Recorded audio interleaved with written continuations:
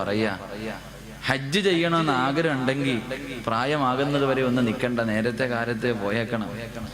ഹജ്ജ് ചെയ്യണമെന്ന് ആഗ്രഹമുള്ള ആരെങ്കിലും ഉണ്ടെങ്കിൽ അത് വയസ്സാം കാലത്ത് എല്ലാം കഴിഞ്ഞ് മൂക്കി പല്ല് കളിക്കുമ്പോൾ പോകാതിരുന്നാൽ നിന്നെ കൊണ്ട് ഒന്നിനും പറ്റൂല, പോയിട്ട് കാര്യമൊന്നുമില്ല. പോകണമെങ്കിൽ നേരത്തെ കാലത്തെ പോകണം. കാരണം ഹജ്ജ് എല്ലാവരും ഇങ്ങനെ പറയും, ത്യാഗമാ ത്യാഗമാ, അനുഭവിച്ചാലേ ഇത് മനസ്സിലാവത്തുള്ളൂ. ഹജ്ജ് എന്താണെന്ന് അനുഭവിക്കുമ്പോ വയത് പറയാൻ വലിയ കാര്യമാണ്. കയറി എന്നിട്ട് ഇബ്രാഹിം നബിയുടെ ചരിത്രം പറയും, ഹജറ ബീവിയുടെ ചരിത്രം പറയും, ഇങ്ങനെ ചരിത്രം പറയും. പക്ഷെ അവിടെ പോയപ്പോഴാണ് എന്താണ് ഹജ്ജ്. നമ്മൾ 1,00,000 പേര് കൂടുന്നത് ഇന്നുവരെ കണ്ടിട്ടില്ല. 1,00,000 ആൾക്കാർ കൂടുന്നത് ഇന്ന് വരെ കാണാത്തവരെ നമ്മൾ കൂടി പോയാൽ കണ്ടിട്ടുണ്ടാകും. അപ്പൊ ഒരു 25 ലക്ഷം 28 ലക്ഷം പേര് കൂടുന്ന ഒരു രംഗം ഒന്ന് സങ്കല്പിച്ചു ചോദിക്കുക, എന്താ അല്ലാഹു ആലം. എന്റെ പ്രിയമുള്ള സഹോദരങ്ങളെ, ത്യാഗം എന്ന് പറഞ്ഞ മിനായിലെ ജീവിതം അതൊരു വല്ലാത്ത ജീവിതമാണ്. മിനായിലെയും അറഫയിലേക്ക് ജീവിതം അല്ലാഹു പറയുന്നു, വന്ന് കിടക്കാൻ പറഞ്ഞാൽ പോയി കിടക്കണം. എന്തിനാ കിടക്കണേന്ന് വെച്ചാൽ അറിയില്ല. മുസ്തലിഫയിൽ പോകണം, മിനായിൽ പോയി 3 ദിവസം അല്ലെങ്കിൽ 4 ദിവസം കിടക്കണമെന്ന് പറഞ്ഞാൽ കിടക്കണം. എന്തിനാന്ന് ചോദിക്കാൻ പാടില്ല. മിനായിൽ കിടക്കുന്നതിന്റെ ചരിത്രം ചോദിച്ചാൽ പറയാൻ ആർക്കും ഒന്നുമില്ല. പക്ഷെ അള്ള പറഞ്ഞു, എത്ര വലിയവനാണെങ്കിലും വന്ന് അവിടെ കിടക്കടാന്ന്. തറയിൽ കിടന്നോണം, അവിടെ ഖബറിനകത്ത് കിടക്കുന്നത് പോലെ. എന്റെ പ്രിയമുള്ള സഹോദരങ്ങളെ, കഫൻ തുണിയുമ്പോ 3 തുണി, പക്ഷേ മിനായി കിടക്കുമ്പോ 2 തുണിയേ ഉള്ളൂ. മുകളിലത്തെ ഒരു തുണിയില്ല.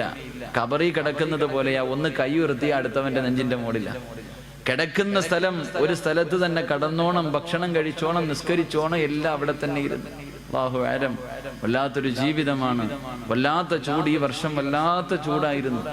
ഞാൻ പേടിച്ചു പോയി. പ്രശ്നം മൂത്രം ഒഴിച്ചിട്ട് മൂത്രത്തിന്റെ കളറ് മഞ്ഞ, പിന്നെ ചുമപ്പാവുക. വല്ലാത്ത ചൂടെന്ന് പറഞ്ഞാൽ അതാ. വെള്ളം കുടിച്ചിട്ട് നമുക്ക് മൂത്രമൊഴിക്കാൻ കഴിയണില്ല. അങ്ങനെ വല്ലാത്ത ചൂട്, വല്ലാത്ത പ്രയാസം. അള്ളാഹു ഈ വർഷം ഹജ്ജ് ചെയ്ത എല്ലാ ഹാജിമാരുടെയും ഹജ്ജും ഉംറയും സിയാറത്തും അള്ളാഹു സ്വീകരിക്കുമാറാകട്ടെ. അള്ളാഹു അവർക്ക് പകരം കൊടുക്കാമെന്ന് പറഞ്ഞ സ്വർഗം അള്ളാഹു കൊടുക്കുമാറാകട്ടെ. ഈ സദസ്സിൽ ഇരിക്കുന്ന എല്ലാവർക്കും അള്ളാഹുവിന്റെ അതിഥിയായിട്ട് അവിടെ ചെല്ലാൻ അള്ളാഹു ഭാഗ്യം നൽകി അനുഗ്രഹിക്കുമാറാകട്ടെ. എന്റെ പ്രിയമുള്ള സഹോദരങ്ങൾ, അതുകൊണ്ട് ഞാൻ എന്റെ വിഷയത്തിലേക്ക് കടക്കുകയാ. ഒരു വയലിനുപരിയായിട്ട്, വയലല്ല, ഒരു ക്ലാസ് ആയിട്ട് കരുതുക. പഠിക്കാനുള്ള ഒരു ക്ലാസ്, ആ ക്ലാസ് ആയിട്ട് വേണം ഇന്നത്തെ വയലിനെ കരുതാൻ, ഇന്നത്തെ ഈ പ്രസംഗത്തിനെ കരുതാൻ. അള്ളാഹു പഠിക്കാനും മനസ്സിലാക്കാനും ഭാഗ്യം നൽകി അനുഗ്രഹിക്കുമാറാകട്ടെ. എന്റെ പ്രിയമുള്ള സഹോദരങ്ങളെ, അള്ളാഹുവിന്റെ പരിശുദ്ധമായ ഖുർആൻ പറയുകയാണ്, നമുക്കെല്ലാവർക്കും ആഗ്രഹമുണ്ട്. എല്ലാവരും ഒരു വിവാഹം കഴിഞ്ഞാൽ ഏതൊരു മനുഷ്യന്റെയും ആഗ്രഹമാണ്, എനിക്ക് മക്കൾ വേണം. എന്റെ പ്രിയമുള്ള സഹോദരങ്ങളെ, പ്രായമുള്ള വാപ്പയും ഉമ്മയും കഷ്ടപ്പെട്ട് മക്കളെ വളർത്തുന്നത്, അല്ലാഹുവേ അവൻ സ്വാലിഹാകണം, അവൻ നന്നാകണം, ഇവനൊരു നല്ല മകനാകണം, ഒരു നല്ല മകളാകണം, എനിക്ക് ദുനിയാവിലും ആഖിറത്തിലും ഉപകരിക്കുന്ന ഒരു സന്തതിയാകണമെന്ന വല്ലാത്ത പ്രതീക്ഷയോടെ മക്കളെ ഓരോ മാതാപിതാക്കളും വളർത്തുന്നത് ഒരുപാട് സ്വപ്നങ്ങൾ കണ്ടുകൊണ്ടാണ്. എങ്കിൽ അല്ലാഹുവിന്റെ പരിശുദ്ധമായ ഖുർആൻ പറയുകയാണ്, അൽമാലു വൽ ബനൂന സീനത്തുൽ ഹയാത്തുദ് ദുനിയാ വൽ ബാഖിയാത്തുസ് സ്വാലിഹാത്ത് ഖൈറുൻ ഇൻദ റബ്ബിക സവാബുൻ വ ഖൈറുൻ അമലാ. അല്ലാഹുവിന്റെ പരിശുദ്ധമായ ഖുർആൻ, ഒരായത്ത്, ഒരു ഖുർആനിന്റെ ഒരു ഭാഗത്ത് അല്ലാഹു ഇങ്ങനെ പറയുകയാണ്. എന്തേ പറയുന്നതെന്നറിയുമോ? സമ്പത്തും സന്താനങ്ങളും അനുഗ്രഹമാണ്. സമ്പത്തും സന്താനങ്ങളും അനുഗ്രഹമാണ്. ഒരു മനുഷ്യന്റെ സന്തോഷമാണ്, ഒരു മനുഷ്യന്റെ വിജയമാണ്. അല്ലാഹുവിന്റെ പരിശുദ്ധമായ ഖുർആൻ പറയുന്ന മക്കൾ അനുഗ്രഹമാണെന്ന് പരിശുദ്ധമായ ഖുർആനിന്റെ ഒരു ഭാഗത്ത് അല്ലാഹു പറയുമ്പോ, അതേ ഖുർആനിൽ തന്നെ മറ്റൊരു ഭാഗത്ത് അല്ലാഹു പറയുകയാ, ഇന്നമാ അംവാലുകും വഔലാദുകും ഫിത്ന. അല്ലാഹുവിന്റെ പരിശുദ്ധമായ ഖുർആനിന്റെ 114 അധ്യായങ്ങളിൽ ഒരു ഭാഗത്ത് സമ്പത്തും മക്കളും അനുഗ്രഹമാണെന്ന് പറയുമ്പോ, അതേ ഖുർആൻ തന്നെ പറയുന്ന മറ്റൊരു സ്ഥലത്ത് ഒരു മനുഷ്യന്റെ നാശം അവന്റെ മക്കളാണെന്ന് അല്ലാഹുവിന്റെ പരിശുദ്ധമായ ഖുർആൻ നമുക്ക് പരിചയപ്പെടുത്തുമ്പോ, എന്റെ പ്രിയമുള്ള സഹോദരങ്ങളെ, പാതിരാത്രി പടച്ചറപ്പേ ഇൽമിന്റെ വഅദിന്റെ സദസ്സിലേക്ക് ഒഴുകിയെത്തി എന്റെ പ്രിയപ്പെട്ട മാതാപിതാക്കളോട് അല്ലാഹുവേ നമ്മളും കാണുന്നവരാ, ഖുർആനിന്റെ ഈ ആയത്ത് നമ്മൾ കാണുന്നവരാണ്. ഒരു സ്ഥലത്ത് അല്ലാഹുവേ മക്കള് കാരണം സന്തോഷിക്കുന്ന മാതാപിതാക്കളുണ്ട്, മക്കള് കാരണം സന്തോഷിക്കുന്ന മാതാപിതാക്കള്. എങ്കിലും മറു സൈഡിൽ ചില മാതാപിതാക്കളുണ്ടല്ലോ, ചില മക്കൾ അല്ലാഹുവേ, ചില ഉമ്മയും വാപ്പയും അല്ലാഹുവിനോട് ദുആ ചെയ്യുന്ന, പടച്ചുറപ്പേ എന്റെ പൊന്നുമോന് ദീർഘായുസ് കൊടുക്കണേ അല്ലാ, എന്റെ പൊന്നുമോന് ആഫിയത്ത് കൊടുക്കണേ അല്ലാ. രാവിലെ വീട്ടിൽ നിന്ന് ഇറങ്ങിപ്പോയ തന്റെ പൊന്നാര മകന് വീട്ടിലേക്ക് മടങ്ങി വരുന്നത് വരെ ഒരു സമാധാനമില്ലാതെ, പടച്ചവനെ ഒന്നിരിക്കാൻ കഴിയാതെ, ഉറക്കം വരാതെ മാതാപിതാക്കള് തന്റെ പൊന്നുമക്കളെ കാത്തിരിക്കുമ്പോ, എന്റെ പ്രിയമുള്ളവരെ മറ്റൊരു ഭാഗം നോക്കുമ്പോ അല്ലാഹുവേ മാതാപിതാക്കള് പടച്ച റബ്ബിനോട് ചോദിക്കുന്നു, അല്ലാ എന്തിനാ പടച്ചവനെ ഇങ്ങനെ ഒരുത്തനെ തന്നത്, എന്തിനാ പടച്ചവനെ? അല്ലാഹുവേ ഉമ്മയും വാപ്പയും അല്ലാഹുവോട് തന്നെ ചോദിക്കുകയാ, എന്തിനാ അല്ലാ ഇങ്ങനെ ഒരുത്തനെ എനിക്ക് തന്നത്? രാവിലെ വീട്ടിൽ നിന്നിറങ്ങി പോകുന്ന പൊന്നുമോര്, അവൻ മരിച്ചു പോകണമെന്ന് ആഗ്രഹിക്കുന്ന മാതാപിതാക്കളുണ്ടല്ലോ. അല്ലാഹുവേ പടച്ചവനെ മക്കള് നന്നാകണമെന്ന് ആഗ്രഹിക്കുന്ന, തന്റെ മക്കള് നന്നാകണമെന്ന് ദുആ ചെയ്യേണ്ട നാവ് കൊണ്ട് ഇവൻ നശിച്ചു പോകട്ടെ, ഇവൻ മുടിഞ്ഞു പോകട്ടെ എന്നല്ലാഹുവേ തന്റെ മക്കൾക്കെതിരെ ദുആ ചെയ്യുന്ന മാതാപിതാക്കളുമുണ്ട്. എന്റെ പ്രിയമുള്ള സഹോദരങ്ങളെ, അങ്ങനെയുള്ള ഒരു കാലഘട്ടത്തിലൂടെ കടന്നു പോകുമ്പോ മാതാപിതാക്കൾക്ക് ഒരു വിലയും നൽകാത്ത മക്കളുടെ കാലമാണല്ലോ.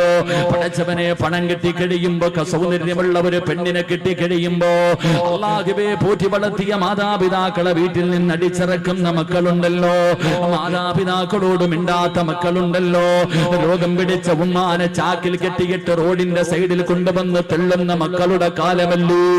എന്റെ പ്രിയമുള്ളവരെ, സ്കൂളിൽ പഠിക്കുന്ന യുവതലമുറയുണ്ടല്ലോ, തന്റെ കൂട്ടുകാരോട് പ്രായമുള്ള ഉമ്മയെ കാണിച്ചിട്ട്, പ്രായമുള്ള വാപ്പയെ കാണിച്ചിട്ട് ഇതെന്റെ മാതാപിതാക്കളാണെന്ന് പറയാ മക്കള് മടിക്കുന്ന ഒരു കാലത്തുകൂടെ കടന്നു പോകുമ്പോ, എന്റെ പ്രിയമുള്ളവരെ, നമ്മളെല്ലാവരും ഏറ്റവും കൂടുതൽ കേട്ട ഒരു ചരിത്രമുണ്ട്. ഈ കഴിഞ്ഞ വലിയ പെരുന്നാളിന് നമ്മളെല്ലാവരും ഒരു കുടുംബത്തെ കുറിച്ച് കേട്ടു. അല്ലാഹുവേ ഏത് കുടുംബത്തെ കുറിച്ചെന്നറിയുമോ? പരിശുദ്ധമായ മക്കയിലേക്ക് കോടാനുകോടി ലക്ഷക്കണക്കിന് ജനങ്ങള് അല്ലാഹുവിന്റെ ഭവനത്തിലേക്ക് പോയിട്ട് തിരിച്ചു വരുമ്പോ ഒരു കുടുംബത്തെ ഓർക്കാതെ ഒരു മനുഷ്യനും തിരിച്ചു വരാൻ കഴിയില്ല.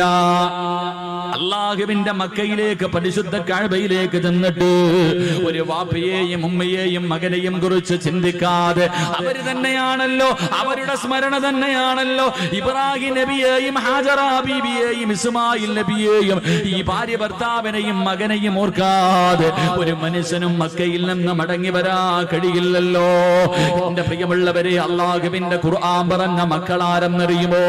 അല്ലാഹുവിന്റെ പരിശുദ്ധമായ ഖുർആൻ ഒരു മകനെ കുറിച്ച് പറഞ്ഞു തരികയാ. പാതിരാത്രി ഒരുമിച്ച് കൂടി എന്റെ പ്രിയമുള്ള ഉപ്പമാരോട്, ഉമ്മമാരോട്, എന്റെ പ്രിയപ്പെട്ട മാതാപിതാക്കളോട്, ചെറുപ്പക്കാരോട്, മക്കളെ ഖുർആൻ പറഞ്ഞ മകനേതെന്നറിയുമോ? എന്റെ പ്രിയമുള്ളവരെ, അല്ലാഹുവിന്റെ ഖുർആൻ പറയുന്നു, ഇന്നല്ലാഹ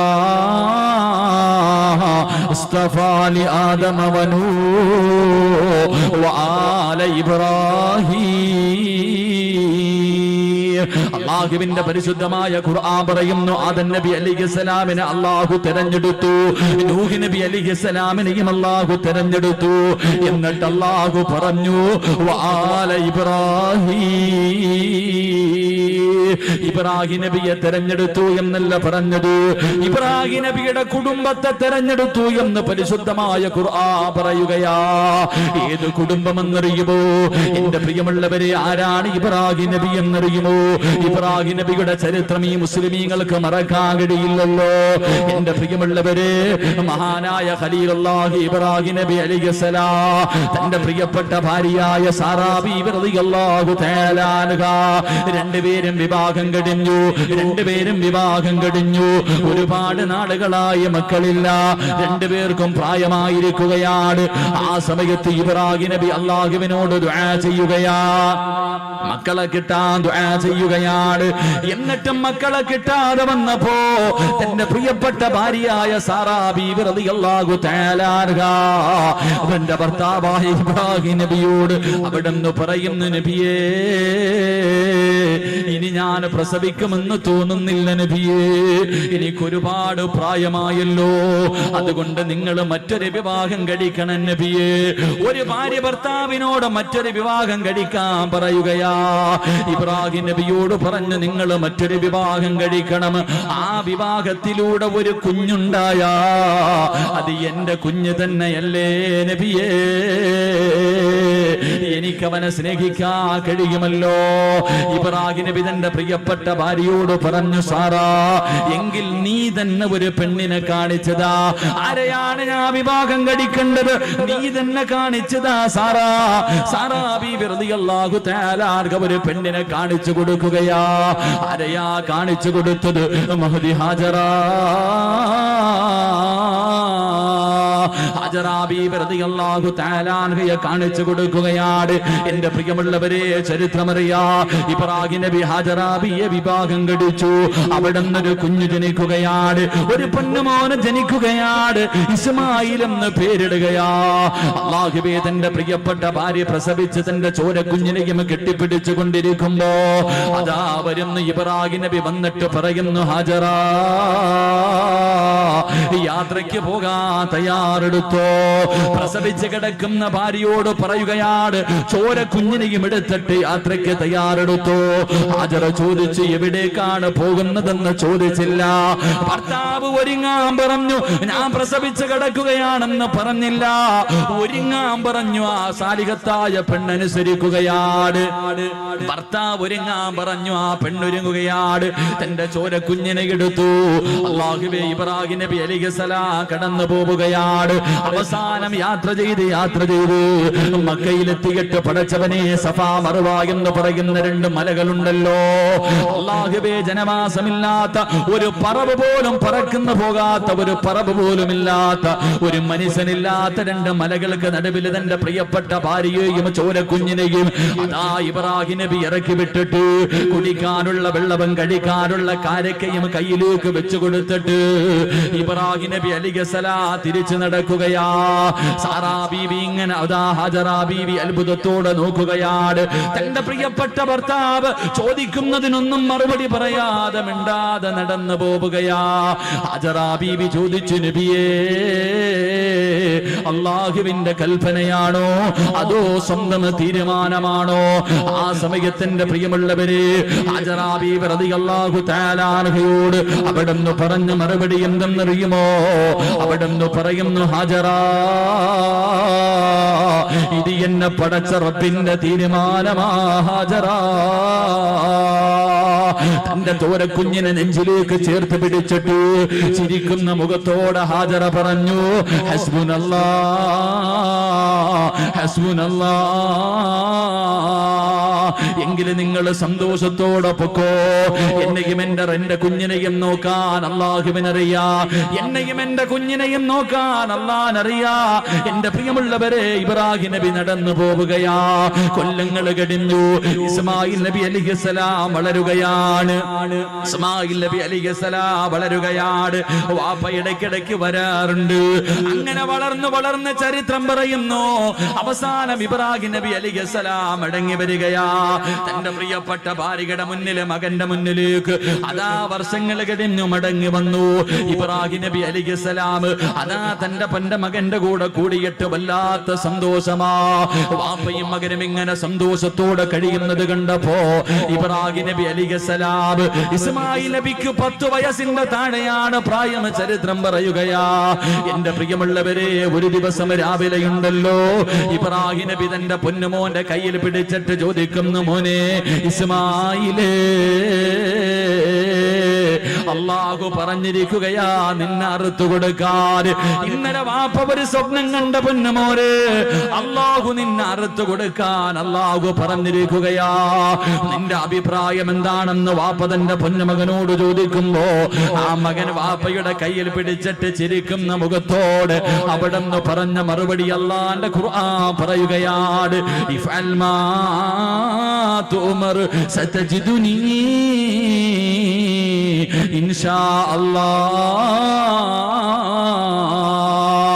വാപ്പയോട് തന്റെ പൊന്നാര 10 വയസ്സിന്റെ താഴെ മാത്രം പ്രായമുള്ള പൊന്നുമോര് അവിടുന്ന് ചിരിച്ചുകൊണ്ട് പറയുന്നു, വാപ്പാ അള്ളാഹുവിന്റെ കൽപ്പന അനുസരിക്കണേ വാപ്പാ, അള്ളാഹു പറയുന്നത് അനുസരിക്കുക വാപ്പാ, വിധിയുണ്ടെങ്കിൽ നാളെ സ്വർഗത്തിൽ വെച്ച് കാണാ. തന്റെ വാപ്പയെ വല്ലാതെ അത്ഭുതപ്പെടുത്തുകയാണ്. എന്റെ പ്രിയമുള്ള പെങ്ങളെ, തിന്ന വാപ്പയുടെ കയ്യിൽ പിടിച്ചിട്ട് തന്റെ പൊന്നുമോനെ അറുക്കുന്നതിന് വേണ്ടി വാപ്പ തയ്യാറെടുക്കുമ്പോ, തന്റെ പൊന്നുമോനെ അറുക്കുന്നതിന് വേണ്ടി വാപ്പ തയ്യാറെടുക്കുമ്പോ ആ പൊന്നുമോൻ ഉപ്പയുടെ കയ്യിൽ പിടിച്ചിട്ട് പറഞ്ഞു, ഉപ്പാ എനിക്ക് 4 വസിയ്യത്തുണ്ട് വാപ്പാ. ആ 10 വയസ്സിന്റെ താഴെ മാത്രം പ്രായമുള്ള പൊന്നുമോനോട് വാപ്പ ചോദിച്ചു, എന്തേ മോനെ, എന്തേ നിനക്ക് അവസാനമായി വസിയ്യത്ത് ചെയ്യാനുള്ളത്? അവിടുന്ന് പൊന്നുമോൻ ഉപ്പാരോട് പറയുന്ന, ഉപ്പാ എന്നെ മലർത്തി കിടത്തിയിട്ട് കഴുത്തിൽ കത്തിവെച്ചറുക്കല്ലേ, എന്നെ കമഴ്ത്തി കിടത്തിയിട്ട് എന്റെ പിരടിയിലെ കത്തിവെച്ചറുക്കാൻ പാടുള്ളൂ. അത്ഭുതത്തോടെ ഇബ്രാഹിം നബി ചോദിച്ചു, മോനെ കാരണമെന്തേ? അവിടുന്ന് പറഞ്ഞു കൊടുത്തു, വാപ്പാ നിങ്ങളെ എനിക്ക് വല്ലാത്ത ഇഷ്ടമാ, എന്നെ നിങ്ങൾക്ക് വല്ലാത്ത ഇഷ്ടമാണ്. അറുക്കുന്നതിന് വേണ്ടി കഴുത്തിലേക്ക് കത്തികിടത്ത് വെക്കുമ്പോ എന്റെ മുഖമെങ്ങാണം കണ്ട നിങ്ങളെ കൊണ്ടറുക്കാ കഴിയില്ല വാപ്പാ, അല്ലാഹുവിന്റെ കൽപ്പന അനുസരിക്കാ കഴിയില്ല. അതുകൊണ്ട് എന്നെ കമഴ്ത്തി കിടത്തിയിട്ട് പിരടിയില് കത്തിവെച്ചറുക്കാൻ പാടുള്ളൂ. രണ്ടാമതായി പറഞ്ഞു കൊടുക്കുന്നു, വാപ്പാ എന്റെ കയ്യും കാലും കെട്ടിയിടണേ വാപ്പാ, എന്റെ കയ്യും കാലും കെട്ടിയിടണം. എന്തിനാ മോനെ, എന്തിനാ മോനെ? വാപ്പാ നിങ്ങൾ എന്റെ കഴുത്തിൽ കത്തിവെച്ചറക്കുമ്പോ എനിക്ക് വല്ലാതെ വേദനിക്കുമല്ലോ. എന്റെ കൈകാലുകൾ ഇട്ടടിച്ചാ ഉപ്പയുടെ കൈവിറയ്ക്കും ഉപ്പാ, നിങ്ങളെ കൊണ്ടറുക്കാൻ കഴിയില്ല. മൂന്നാമതായിട്ട് പറയുന്ന, ഉപ്പാ ഞാൻ ധരിച്ചിരിക്കുന്ന എന്റെ വസ്ത്രം എന്റെ ഉമ്മാനെ കാണിക്കല്ലേ, എന്റെ ഉമ്മാനെ സഹിക്കൂല, എന്റെ ഉമ്മാടെ മനസ്സ് വേദനിക്കും. നാലാമതായിട്ട് ഇസ്മായിൽ എന്ന ചെറിയ പയ്യനെ വാപ്പയോട് പറഞ്ഞു കൊടുക്കുകയാണ്, വാപ്പാ എന്നെ അറുത്തിട്ട് നിങ്ങൾ തിരിച്ചു പോകുമ്പോ എന്റെ ഉമ്മയോട് എന്റെ സലാം പറയടേ, എന്റെ ഉമ്മാനെ നാളെ സ്വർഗത്തിൽ വെച്ച് കാടാമെന്ന് ഞാൻ പറഞ്ഞു എന്ന് പറയണേ എന്ന് അറുക്കാൻ കൊണ്ടുപോകുന്ന വാപ്പയോടൊരു പൊന്നുമോ പറഞ്ഞു കൊടുത്ത ചരിത്രം കേൾക്കുമ്പോ ഏതൊരു വാപ്പയുടെയും മനസ്സിന്റെ ഉള്ളില്, ഏതൊരു ഉമ്മയുടെയും മനസ്സിന്റെ ഉള്ളില് അറിയാതെ ദുആ ചെയ്യുന്നു, അല്ലാ ഇതുപോലെ ഒരു മകന്, ഇതുപോലെ ഒരു കുഞ്ഞിന് എനിക്ക് നീ തരണേ അല്ലാ. അറിയാതെ റബ്ബിനോട് ദുആ ചെയ്യുമല്ലോ. അതുകൊണ്ട് എന്റെ പ്രിയമുള്ളവരെ റസൂലുള്ളാഹി പറയുകയാ, എപ്പോഴും ദുആ ചെയ്യുന്നവരാണല്ലോ. അല്ലാഹുവിന്റെ റസൂൽ പറയുകയാണ്, സാലിഹായ മക്കളെ നമുക്ക് വേണം, നന്മയുള്ള മക്കളെ നമുക്ക് വേണം, നമ്മളെ സ്നേഹിക്കുന്ന മക്കളെ നമുക്ക് വേണം, നമുക്ക് ദുനിയാവിലും ആഖിറത്തിലും ഉപകരിക്കുന്ന മക്കളെ നമുക്ക് വേണം. നമ്മുടെ മയ്യത്ത് കുളിപ്പിക്കാൻ അറിയുന്ന, മയ്യത്ത് നമസ്കരിക്കാൻ അറിയുന്ന, ഖബറിന്റെ ചാരത്ത് വന്ന് ദുആ ചെയ്യുന്ന അല്ലാഹുവിന്റെ പ്രവാചകൻ അവിടെന്ന് പറഞ്ഞു കൊടുത്തു, സഹാബാ ഒരു മനുഷ്യന് മരണപ്പെട്ട 3 കാര്യങ്ങള് പ്രയോജനം ചെയ്യൂ എന്ന് അഷ്റഫുൽ ഖൽഖ് നബി മുഹമ്മദ് മുസ്തഫ സല്ലല്ലാഹു അലൈഹി വസല്ലം അല്ലാഹുവിന്റെ റസൂൽ പറഞ്ഞു, ഒരു മനുഷ്യൻ മരണപ്പെട്ടാൽ 3 കാര്യങ്ങളെ പ്രയോജനം ചെയ്യൂ. 1 ആ മനുഷ്യൻ ചെയ്ത സൽക്കർമ്മം, 2 ആ മനുഷ്യൻ കൊടുത്ത സദഖയുണ്ടല്ലോ, 3 മക്കളുടെ പ്രാധാന്യം മനസ്സിലാക്കാൻ, മക്കളുടെ വില മനസ്സിലാക്കണമെങ്കിൽ അല്ലാഹുവിന്റെ റസൂൽ പറഞ്ഞ ഈ ഒരേ ഒരു ഹദീസ് മതി. 3 അല്ലാഹുവിന്റെ റസൂൽ പറഞ്ഞു, മരിച്ച 6 അടി മണ്ണിനകത്ത് കൊണ്ടുവച്ച ഒരു മനുഷ്യന് പിന്നെ പ്രയോജനം ചെയ്യുന്ന 3ാമത്തെ കാര്യം ഏതെന്നറിയുമോ? സാലിഹായ ദുആ ചെയ്യുന്ന മക്കളാണെന്ന് നബി മുഹമ്മദ് മുസ്തഫ. നബി മുഹമ്മദ് മുസ്തഫ, നബി മുഹമ്മദ് മുസ്തഫ എന്തേ പറഞ്ഞത്? മരിച്ചുപോയ ഒരു മനുഷ്യന് പ്രയോജനം ചെയ്യുന്ന 3ാമത്തെ കാര്യം സാലിഹായ മക്കളെന്നല്ല പറഞ്ഞത്. സാലിഹായ മക്കൾ എന്നല്ല പറഞ്ഞേ. സാലിഹായ മക്കളുണ്ട്, നിസ്കരിക്കും, നോമ്പ് പിടിക്കും, വയലു പറയും, വയല് കേൾക്കും, സദക്ക കൊടുക്കും, എല്ലാ നല്ല കാര്യവും ചെയ്യും. ഉമ്മാനെയും വാപ്പാനെയും പള്ളിക്കുഴി കൊണ്ടുവച്ചാൽ പിന്നെ ആ പരിസരത്തോട്ട് പോകത്തില്ല. ഇങ്ങനെയുള്ള മക്കളെ കിട്ടിയിട്ട് വല്ല പ്രയോജനമുണ്ടോ? ഇങ്ങനെയുള്ള മക്കളെ കിട്ടിയിട്ട് പ്രയോജനമില്ല. വാപ്പയും ഉമ്മയും മരിച്ചു കഴിഞ്ഞാൽ പിന്നെ കഴിഞ്ഞു, കുഴിച്ചിട്ട് കഴിഞ്ഞാൽ അവരോടുള്ള ബന്ധം കഴിഞ്ഞു. അങ്ങനെയല്ല. റസൂലുള്ള പറഞ്ഞു, സ്വാലിഹായ ദുആ ചെയ്യുന്ന മക്കൾ, സാലിഹായ മരിച്ചുപോയവരുടെ ഖബറിന്റെ ചാരത്ത് ചെന്ന് പൊട്ടിക്കരഞ്ഞ് ദുആ ചെയ്യുന്ന മക്കൾ, അതാണ് മക്കളെന്ന് നബി മുഹമ്മദ് മുസ്തഫ. നബി മുഹമ്മദ് മുസ്തഫ അള്ളാഹു അങ്ങനെയുള്ള മക്കളിൽ എന്നെയും നിങ്ങളെയും ഉൾപ്പെടുത്തി അനുഗ്രഹിക്കുമാറാകട്ടെ. അള്ളാഹു അങ്ങനെയുള്ള മക്കളെ നമുക്ക് നൽകി അനുഗ്രഹിക്കുമാറാകട്ടെ. ആദ്യം അങ്ങനെയുള്ള മക്കളാകണം ഞാനും നിങ്ങൾ. ഇപ്പം ചോദിക്കും, നിങ്ങളൊക്കെ വളർന്നു, നിങ്ങൾക്കും മക്കളായി, പക്ഷെ നിന്റെ ഉമ്മയ്ക്കും ബാപ്പയ്ക്കും നീ എത്ര വളർന്നാലും മക്കൾ തന്നെയല്ലേ? എത്ര വളർന്നാലും നിന്റെ മാതാപിതാക്കൾക്ക് നീ മക്കളാ. അപ്പൊ നീയും നന്നാകണം, നിന്റെ മക്കൾ നന്നാകണം. അള്ളാഹു നമ്മളെല്ലാവരെയും നന്നാക്കി തരുമാറാകട്ടെ. അള്ളാഹു നമ്മളൊക്കെ സാലിഹ്യങ്ങളിൽ പെടുത്തുമാറാകട്ടെ. സാലിഹായ മക്കളാകാൻ ആഗ്രഹമുള്ളവരെന്ന് കൈവക്കിക്കും. സാലിഹായ മക്കള് അൽഹംദുലില്ലാ, പെണ്ണുങ്ങളൊന്നും പൊക്കൂല, വേറെ വല്ല കാര്യത്തിലായിരുന്നെങ്കിൽ ഇപ്പൊ ചാടി കയറി എഴുന്നേറ്റ് നിന്നേ. നീ സാലിഹായ നിനക്കുള്ള, നീ ചെയ്ത നിന്റെ മക്കൾ നിന്നോട് ചെയ്യും, നീ ചെയ്തില്ലേ നിന്റെ മക്കളും അത് തന്നെ കാണിക്കും. അള്ളാഹു നമ്മളൊക്കെ സാലിഹ്യങ്ങളിൽ പെടുത്തുമാറാകട്ടെ. സാലിഹായ മക്കളെ കിട്ടണമെങ്കിൽ വെറുതെ കിട്ടൂല. സാലിഹായ മക്കളെ കിട്ടണമെങ്കിൽ വെറുതെ കിട്ടൂല. സാലിഹായ മക്കളെ കിട്ടണമെങ്കിൽ ചില കാര്യങ്ങൾ ചെയ്യണമെന്ന് അള്ളാഹുവിന്റെ വിശുദ്ധ ഖുർആൻ. അള്ളാഹു പഠിക്കാൻ ഭാഗ്യം നൽകി അനുഗ്രഹിക്കുമാറാകട്ടെ. ചില കാര്യങ്ങൾ ഖുർആൻ പറയുന്നുണ്ട്. ആ പറയുന്ന കാര്യങ്ങൾ ചെയ്താലേ നമുക്ക് നല്ല മക്കളെ കിട്ടത്തുള്ളൂ. അള്ളാഹു അങ്ങനെയുള്ള മക്കളിൽ പെടുത്തുമാറാകട്ടെ. അള്ളാഹു പഠിക്കാനുള്ള ഭാഗ്യം നൽകി അനുഗ്രഹിക്കുമാറാകട്ടെ. എൻ്റെ പ്രിയമുള്ള സഹോദരങ്ങളെ, സാലിഹായ മക്കളെ കിട്ടണമെങ്കിൽ ഒന്ന്, എല്ലാവരും നേരെ ഇരിക്കും. എല്ലാവരും നേരെ ഇരുന്നേ. ചെളിയിലായിരിക്കുന്നത്, കാല് പൊതയണ്ട. എല്ലാവരും നേരെ ഇരിക്കും. ഇങ്ങനെ ചാരി ഇരിക്കുമ്പോൾ ഉറക്കം വരും. ഇങ്ങനെ ചാരി ഇരിക്കുമ്പോൾ ശൈത്താൻ അടുത്ത് വന്നിട്ട് അളിയാ ഉറങ്ങടാന്ന് ഇങ്ങനെ തടകുക. ഓനിങ്ങനെ തടകി ഉറക്കാൻ നടക്കുക. ഓനിപ്പോ ഏറും കൊണ്ടിട്ട് വെറുതെ നടക്കുക. ഈ 28 ലക്ഷം ഹാജിമാരെങ്ങാണ്ട് ഈ വർഷമുണ്ട്. എല്ലാരും കൂടെ എറിഞ്ഞെറിഞ്ഞവന്റെ ഊപ്പാട് വന്നിരിക്കുക. എല്ലാരും കൂടെ പോയി കിടന്നിട്ട് ജംറയിലും അള്ളാഹു 7 കല്ല് വെച്ച് 21 കല്ല് ഒരു ദിവസം. എന്തോ ഏറെന്ന് പറഞ്ഞ ഓരോ മനുഷ്യന്റെ ഏറ്. ചില പാകിസ്ഥാനികളൊക്കെ ചെരുപ്പാ എറിയുന്ന ഊരിയിട്ട് ശൈത്താനെ. അതാ മനസ്സിലാക്കേണ്ടത്. ശൈത്താൻ ചിലരുടെ ഏറ് കാണുമ്പോ നമ്മൾ ഏറ്റവും കൂടുതൽ ഈ സെൽഫിയുടെ കാലമാണല്ലോ. ജംറയിൽ ഇങ്ങനെ കല്ലെറിയ, ശൈത്താനെ കല്ലെറിയുന്ന സമയത്ത് ഒരുത്തൻ ഒരു സെൽഫി, ശൈത്താനോടൊപ്പം ഒരു സെൽഫി പത്രത്തിലൊക്കെ ഉണ്ടായിരുന്നു. കല്ലെറിയുമ്പോഴും സെൽഫി. ഓനെ നോക്കിയിട്ട് ശൈത്താൻ ചിരിക്ക, എടാ നീ എന്നെ എറിയുന്നു, നീ നിന്നെ തന്നെ എറിയടാ എന്നാ ചിന്തിക്കണേ. അപ്പൊ അതുകൊണ്ട് ഇങ്ങനെയുള്ള സദസ്സിൽ വന്നിരുത്തിയിട്ട് നമ്മളെ ഉറക്കാൻ അവൻ പരിശ്രമിക്കും. ഉറങ്ങണ്ട, ഉറങ്ങാനൊരു ഭാഗ്യം വേണം. ഇല്ലേ ഉസ്താദ്, സ്വർഗത്തിരുന്ന് ഉറങ്ങാനൊരു യോഗം വേണ്ടേ? ശരി, അള്ളാഹു നമുക്ക് ഈമാൻ നൽകി അനുഗ്രഹിക്കുമാറാകട്ടെ. അതുകൊണ്ട് സാലിഹായ മക്കളെ കിട്ടണമെങ്കിൽ ഒന്ന് ഖുർആൻ പറയാം. അള്ളാഹുവിന്റെ പരിശുദ്ധമായ ഖുർആൻ പറയുന്ന സ്വാലിഹായ മക്കളെ കിട്ടണമെങ്കിൽ ഒന്ന്. എന്റെ പ്രിയമുള്ള സഹോദരങ്ങളെ, ഒരു മനുഷ്യൻ ഒരു കൃഷി ചെയ്യാൻ തീരുമാനിച്ചു. കൃഷി ചെയ്യാൻ ഒരാള് തീരുമാനിക്കുമ്പോ ഇന്ന സ്ഥലത്ത് കൃഷി ചെയ്താൽ വിളവ് കിട്ടുമെന്ന് ഉറപ്പുള്ള സ്ഥലത്തല്ലേ കൃഷി ചെയ്യാറുള്ളൂ? ഇല്ലേ മനുഷ്യന്മാരെ പറ. ഇവിടെ കൃഷി ഇറക്കിയാൽ വിളവ് കിട്ടുമെന്ന് ഉറപ്പുള്ള സ്ഥലത്തെ ഒരാൾ കൃഷി ചെയ്യത്തുള്ളൂ. ഒരു കട, ഒരു സ്ഥാപനം തുടങ്ങിയാൽ ഇവിടെ കച്ചവടം ഉണ്ടാകും, ലാഭം ഉണ്ടാകാൻ സാധ്യതയുണ്ടെങ്കിൽ മാത്രമേ ഒരാൾ അവിടെ കടയിടാൻ പോകത്തുള്ളൂ. കടയിട്ടാൽ കച്ചവടം നടക്കൂല എന്നുറപ്പുള്ള സ്ഥലത്ത് ആരെങ്കിലും കൃഷി ഇറക്കോ അല്ലെങ്കിൽ കടയിടോ? ചെയ്യൂല. എങ്കിൽ അള്ളാഹുവിന്റെ പരിശുദ്ധമായ ഖുർആൻ പറയുകയാണ്, സ്വാലിഹായ മക്കളെ കിട്ടണമെങ്കിൽ ഒന്നാമതായി ഖുർആൻ പറയുകയാ, വൽ ബലദു തയ്യിബു യഖ്റുജു നബാതുഹു ബിഇദ്നി റബ്ബി വല്ലദീ ഖബസു ലാ യഖ്റുജു ഇല്ലാ നക്ദാ.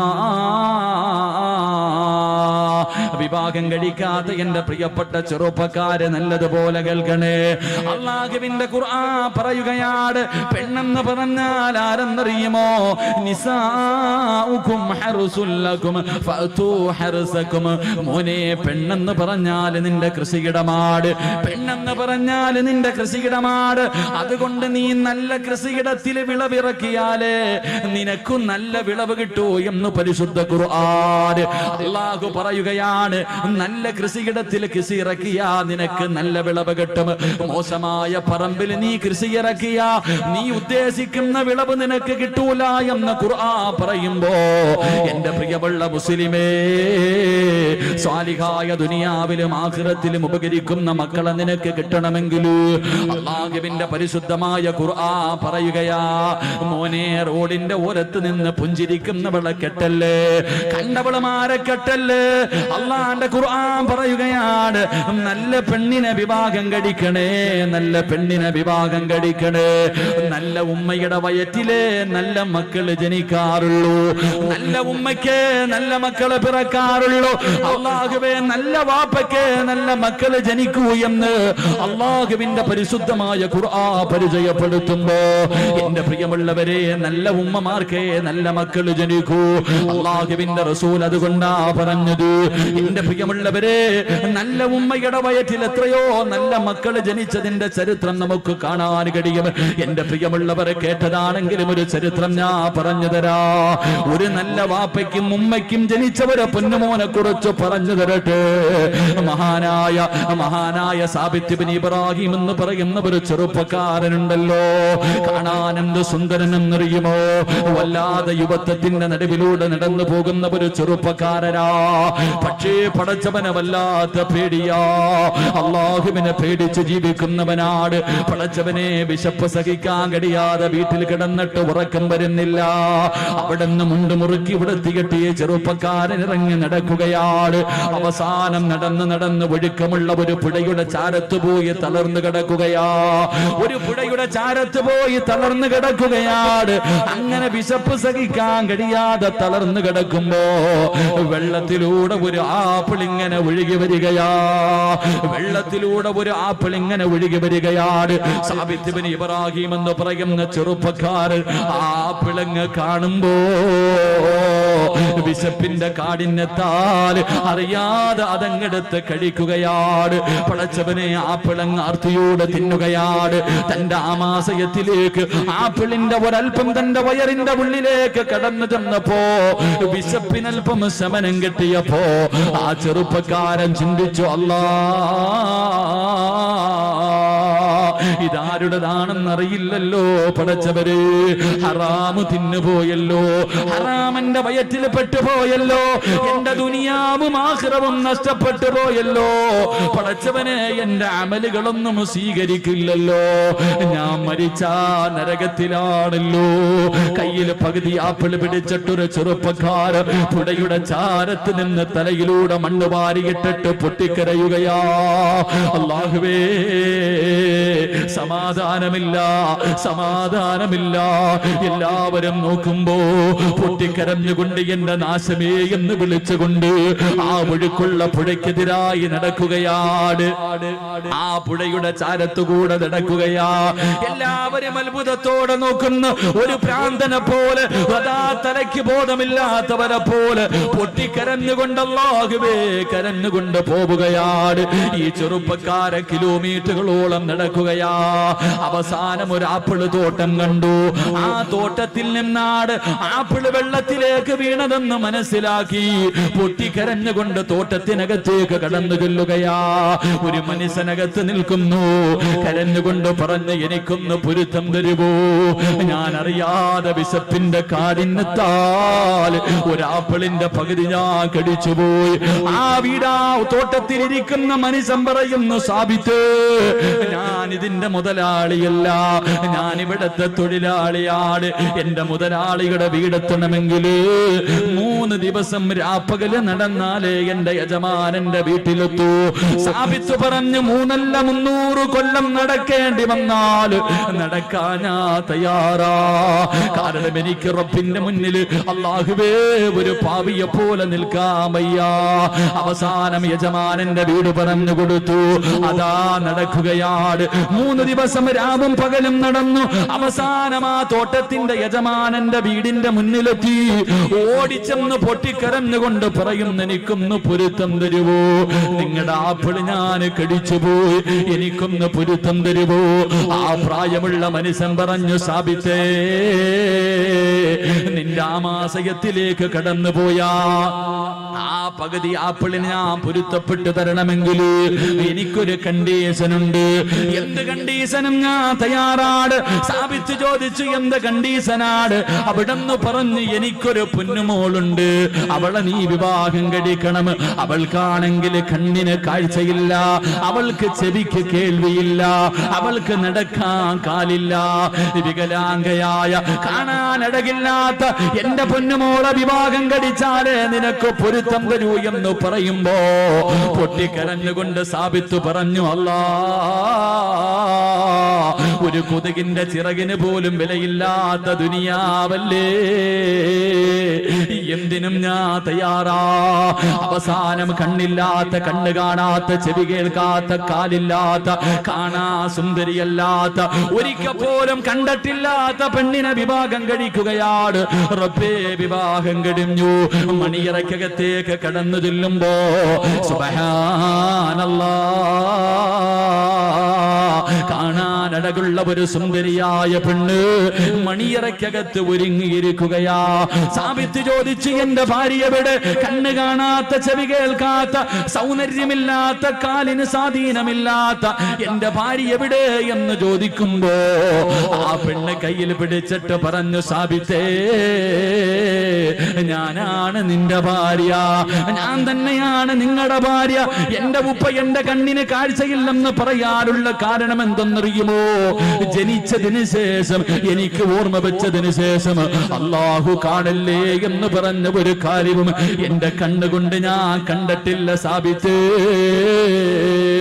ഹറാമിന്റെ കണ്ണുകൊണ്ട് കണ്ടിട്ടില്ല, ഹറാമിന്റെ ചെവി കൊണ്ട് കേട്ടിട്ടില്ല, ഒരുത്തനെയും ഫോൺ വിളിച്ചിട്ടില്ല, ഒരു വികാരമുണ്ടാകുന്ന ഒരു മോശമായ സംസാരവും എന്റെ ചെവി കൊണ്ട് ഞാൻ കേട്ടിട്ടില്ല. മൂന്നാമതായിട്ട് ആ പെണ്ണ് പറയുകയാ, അല്ലാഹു പോകരുതേ എന്ന് പറഞ്ഞ ഒരു സ്ഥലത്തേക്ക് എന്റെ ഈ കാലുകൊണ്ട് എന്ന് വരെ ഞാൻ നടന്നു പോയിട്ടില്ല. അതുകൊണ്ടാണ് എന്റെ വാപ്പ ഇങ്ങനെ പറഞ്ഞെന്ന് പറയുമ്പോ, എന്റെ പ്രിയമുള്ളവരെ, പെണ്ണെന്ന് പറഞ്ഞാൽ ഇങ്ങനെയാ, ഒരു പെണ്ണെന്ന് പറഞ്ഞാൽ ഇങ്ങനെയാണ്. വെള്ളത്തിലൂടെ ഒഴുകി വന്ന ആപ്പിളെടുത്ത് കടിച്ചിട്ട് പൊരുത്തം ചോദിക്കാൻ പോയ ചെറുപ്പക്കാരൻ, ഈ വാപ്പയ്ക്കും ഉമ്മയ്ക്കും ഒരു മകൻ ജനിച്ചു, ഈ വാപ്പയ്ക്കും ഉമ്മയ്ക്കും ഒരു മകൻ ജനിച്ചു. ഇവരുടെ കൃഷിയിടത്തിൽ ഒരു വിളവ് കിട്ടി. ആ വിളവിന്റെ പേരെന്തെന്നറിയുമോ? മഹാനായ ഇമാമുനാ അബൂ ഹനീഫ. ആ കൃഷിയിടത്തിലെ വിളവാണ് അബൂ ഹനീഫ റഹ്മഹുല്ലാഹ് എന്ന് ചരിത്രം പഠിപ്പിക്കുകയാണ്. ആ കൃഷിയിടത്തിൽ നിന്ന് കിട്ടിയ വിളവാണ് മഹാനായ ഇമാമുന അബൂ ഹനീഫത്തുൽ കൂഫി റഹ്മഹുല്ലാഹ്. അല്ലാഹു ഈമാൻ നൽകി അനുഗ്രഹിക്കുമാറാകട്ടെ.